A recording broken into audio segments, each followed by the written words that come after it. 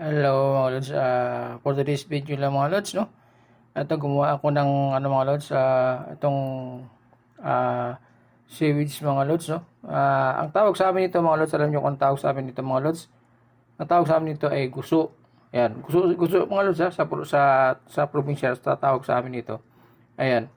Ayan mga lods, nilagyan ko na ng nilagyan ko na ng suka. Yan nilagyan ko na yan, tapos nilagyan ko rin ng kunting asin mga lods para medyo malat-alat ng konti. Kasi nga ito, kahit nasa dagat ito mga lods, pagka ito ay nandito na, medyo matabang na siya mga lods. Kaya kailangan, lagyan din natin ng kunting asin mga lods, no? At suka. Tapos ito naman yung ating luya mga lods. Ayan, may luya tayong nilagay, no? Luya, tapos sibuyas mga lods, no? At kamatis mga lods, no? Pero ito mga lods, pinano ko muna to. Ito, bago ko inano ito, ginawa ko dito mga lods, pinakuluan ko muna siya.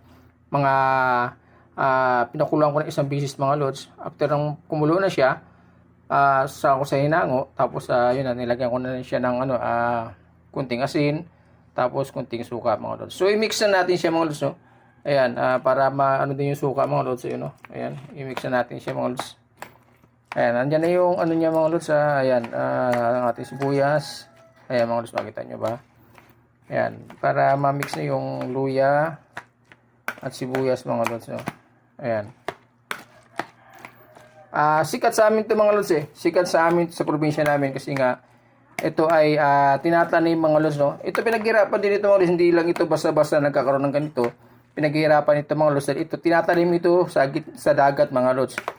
Tinatanim sa dagat ito at ito pagka lumalaki ito mga lods, no? Yung iba tataba, lalaki. Sa dagat ito tinatanim mga lods. Pagka after nito mga lods, hina-harvest din sa dagat ito, kaya hindi basta-basta magkaroon ng ganito mga lods dahil ito ay tinatanim ito. Pinaghirapan din. Ayan. Ito yung tawag sa amin dito mga lods ay guso. So ayan mga lods, no? Ayan, for today's video lang mga lods, no? Good morning sa lahat at enjoy lang. Ito yung ating recipe for today mga lods. Pero magluluto rin tayo mamaya mga lods ng ating sinigang na bangus. Okay? Ayan mga lods, no?